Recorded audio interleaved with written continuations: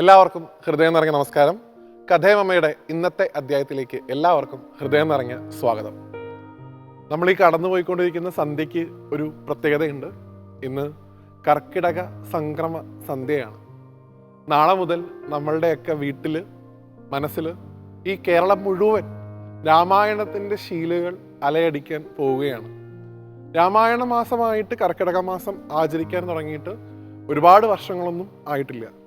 നമ്മളുടെ പാരമ്പര്യത്തിലുള്ള നിരവധിയായിട്ടുള്ള മഹാത്മാക്കളുടെ പ്രയത്നം കൊണ്ടാണ് കർക്കിടക മാസം രാമായണ മാസമായി നമ്മൾ ഇന്ന് ആചരിച്ചുകൊണ്ടിരിക്കുന്നത്. എന്നാൽ അതിനു മുമ്പ് തന്നെ കാർഷിക സംസ്കാരത്തിൻ്റെ, കേരളത്തിൻ്റെ പരമ്പരാഗത ആരാധനാ രീതികളുടെ ഒക്കെ പ്രാധാന്യം ഈ കർക്കിടകം 1 മുമ്പായിട്ടുള്ള സന്ധ്യയ്ക്ക് ഉണ്ടായിരുന്നു. അതിലേറ്റവും പ്രധാനപ്പെട്ട ഒരു ചടങ്ങാണ് ശീപോതി വയ്ക്കൽ എന്ന് വിളിക്കപ്പെടുന്ന ഗ്രാമീണമായിട്ടുള്ള ഒരു അനുഷ്ഠാനം. ഇന്ന് നമ്മളിങ്ങനെ സംസാരിക്കുന്ന സമയത്ത് പല വീടുകളിലും ആ ചടങ്ങ് നിലവിൽ പൂർത്തിയായിട്ടുണ്ടായിരിക്കും. എങ്കിലും പൂർത്തിയാവാത്ത വീടുകളാണ് ഇന്ന് കേരളത്തിൽ കൂടുതലായിട്ട് കണ്ടുവരുന്നത്. എങ്കിലും ആ ഒരു ചടങ്ങിനെ കുറിച്ചാണ് ഇന്നത്തെ അധ്യായത്തിൽ നമ്മൾ സംസാരിക്കുന്നത്.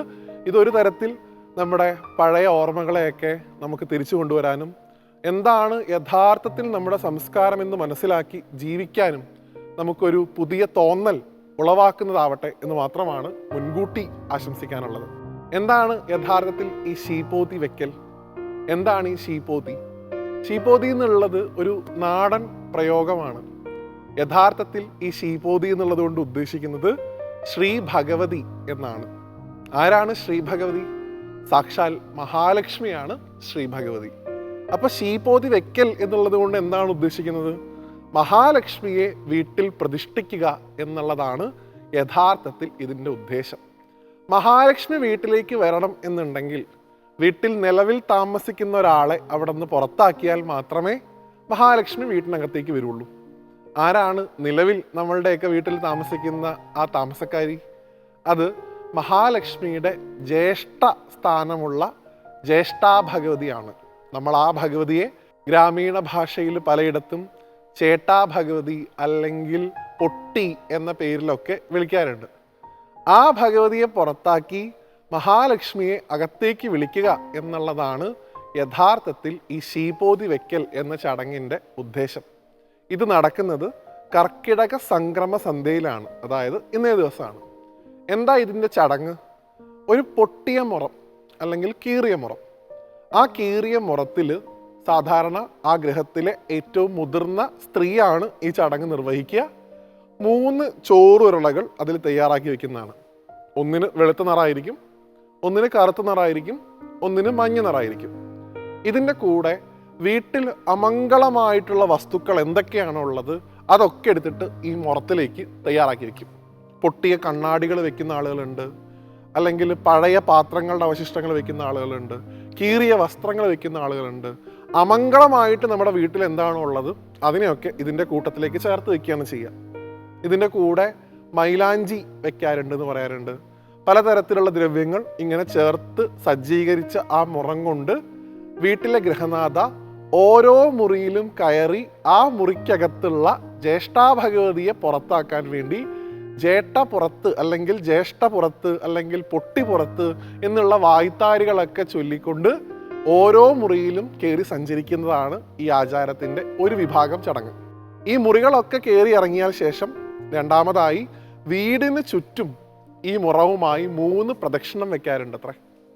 അതിന് പുറകിലായിട്ട് കുട്ടികൾ വാഴപ്പിണ്ടി പോലുള്ള വസ്തുക്കൾ കയ്യിലെടുത്ത് അവരും കൈ കൊട്ടിക്കൊണ്ട് ജ്യേഷ്ഠ പുറത്ത് ശീപോതി അകത്ത് എന്നുള്ള വായ്ത്താരി ഉറക്കെ ചൊല്ലുന്നത് കേൾക്കാം. അങ്ങനെ 3 പ്രദക്ഷിണം പൂർത്തിയായി കഴിഞ്ഞാൽ ആ ജ്യേഷ്ഠാ ഭഗവതിയെ വീടിന് പുറത്ത് കൊണ്ടുപോയി സമർപ്പിക്കുകയാണ് സാധാരണ ചെയ്യാറുള്ളത്. അതിനുശേഷം 7 തിരിയിട്ട ഒരു വിളക്കുമായി വീട്ടിനകത്തേക്ക് ഗൃഹനാഥ ശുദ്ധിയോടുകൂടി പ്രവേശിക്കുകയും ചെയ്യും. മഹാലക്ഷ്മി അകത്തേക്ക് വന്നു, ജ്യേഷ്ഠാ ഭഗവതി പുറത്തേക്ക് പോയി എന്നാണ് സങ്കല്പം. ഈ ചടങ്ങ് ചെയ്യുന്ന സമയത്ത് തന്നെ വീട് മുഴുവൻ ശുദ്ധിയാക്കി വെക്കാറുണ്ട്. ഇന്നേ ദിവസമാണ് പണ്ടൊക്കെ വീടുകളിൽ വർഷത്തിലൊരിക്കൽ നടന്നിരുന്ന വ്യാപകമായിട്ടുള്ള മാലിന്യ നിർമ്മാർജ്ജന പ്രവർത്തനങ്ങൾ നടന്നിരുന്നത്. ജനലുകളൊക്കെ വൃത്തിയാക്കുക, വാതിലുകൾ വൃത്തിയാക്കുക, നിലം ചാണകം മെഴുകുക, മുറ്റത്ത് ചാണകവെള്ളം തളിക്കുക, ഇങ്ങനെ എല്ലാ തരത്തിലുള്ള ശുദ്ധി പ്രവർത്തനങ്ങളും പൂർത്തിയാക്കിയതിനു ശേഷമാണ് ശീപോതി വെക്കൽ ചടങ്ങ് ചെയ്യാറുള്ളത്. വള്ളുവനാട് ഗ്രാമപ്രദേശങ്ങളിലൊക്കെ ഈ ചടങ്ങ് ഇന്നും പല ദിക്കുകളിലും നടക്കുന്നതായിട്ട് കാണാം. ഇതിൻ്റെ കൂടുതൽ മികവോടുകൂടി നമുക്ക് കാണാൻ സാധിക്കുന്ന ഒരു ആചാരാനുഷ്ഠാനമാണ് ശീപോതി വെക്കലിൻ്റെ ഭാഗമായി കയ്യിൽ മൈലാഞ്ചികൾ അണിയുന്ന ആളുകളുടെ ഒരു ആചാരം.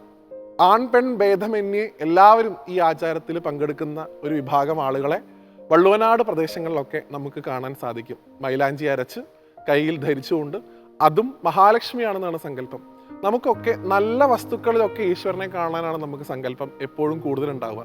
അതുകൊണ്ടാണ് വാൽക്കണ്ണാടിയിൽ ഭഗവതി നമ്മൾ കാണുന്നത്, നിലവിളക്കിൽ ഭഗവതി നമ്മൾ കാണുന്നത്, ഏറ്റവും നന്നായി അലക്കിയ വസ്ത്രത്തിൽ നമ്മൾ ഭഗവതിയെ കാണുന്നത്, സ്വർണത്തിൽ നമ്മൾ ഭഗവതിയെ കാണുന്നത്, നല്ല വസ്തുക്കളിൽ എപ്പോഴും നമ്മൾ ഭഗവതിയെ കാണുകയും ചെയ്യാം. അപ്പം ആ ഭഗവതി നമ്മളുടെ വീട്ടിനകത്തേക്ക് വരുമ്പോൾ നമ്മളുടെ മനസ്സിലുണ്ടായിരുന്ന ചീത്ത ചിന്തകളാകുന്ന ജ്യേഷ്ഠ പുറത്തേക്ക് പോകട്ടെ എന്നുള്ളതാണ് ആ ആചാരത്തിൻ്റെ യഥാർത്ഥത്തിലുള്ള തത്വം. ലക്ഷ്മി എപ്പോഴും വിഷ്ണുപാദത്തിൽ മാത്രം ഇരിക്കുന്ന ദേവതയാണ്. അമ്മ അസ്ഥിരയാണ്. ഒരിടത്തും അമ്മ സ്ഥിരമായിട്ട് താമസിക്കാറില്ല അത്രേ. അതുകൊണ്ടാണ് പലപ്പോഴും പല ആളുകൾക്കും ധനം വരുന്നതായിട്ടും പോകുന്നതായിട്ടും തോന്നുന്നത്. ലക്ഷ്മി അസ്ഥിരയാണ്. എവിടെയാണ് ലക്ഷ്മി സ്ഥിരമായിട്ട് താമസിക്കുക? വിഷ്ണുവിൻ്റെ പാദങ്ങളിൽ മാത്രമാണ് ലക്ഷ്മിയെ നമുക്ക് സ്ഥിരമായിട്ട് കാണാൻ സാധിക്കുക. അപ്പോൾ സദാസമയവും ശീപോതിയുടെ അനുഗ്രഹം ഉണ്ടാവണം എന്നുണ്ടെങ്കിൽ മനസ്സ് ഏറ്റവും നൈർമല്യമുള്ള വൃത്തിയുള്ള ഒന്നാക്കി വെച്ച് കഴിഞ്ഞാൽ അവിടെ ലക്ഷ്മി ഭഗവതി സാന്നിധ്യം ചെയ്യും. ആ ലക്ഷ്മി ഭഗവതിയുടെ സാന്നിധ്യം അവിടെ ഉണ്ടാവണം എന്നുണ്ടെങ്കിൽ അവിടെ നാരായണൻ്റെ സാന്നിധ്യം കൂടി ഉണ്ടാവേണ്ടതായിട്ടുണ്ട്. കാരണം ആ നാരായണൻ്റെ പാദങ്ങളിൽ മാത്രമാണ് ലക്ഷ്മി സദാ വസിക്കുന്നത്. നമ്മളുടെ വീടിനകത്തൊക്കെ ശീപോതി വസിക്കട്ടെ, നമ്മളുടെ മനസ്സിൽ നാരായണൻ വസിക്കട്ടെ, ആ നാരായണൻ്റെ പാദങ്ങളിൽ സാക്ഷാൽ ലക്ഷ്മി ഭഗവതിയും വസിക്കട്ടെ. ഈ കർക്കിടക മാസം നമുക്കൊക്കെ അനുഗ്രഹീതമായിട്ടുള്ള ഒന്നാവട്ടെ എന്ന് മുൻകൂറായിട്ട് ആശംസിക്കുന്നു. രാമായണത്തിൻ്റെ ശീലുകൾ നമ്മുടെ മനസ്സിലും വരുന്ന തലമുറകളിലും മുഴങ്ങി കേൾക്കട്ടെ എന്ന് പ്രാർത്ഥിച്ചുകൊണ്ട് ഇന്നേ ദിവസത്തെ ഈ അധ്യായത്തിൽ നിന്ന് വിടവാങ്ങുന്നു. എല്ലാവർക്കും നന്ദി, നമസ്തേ.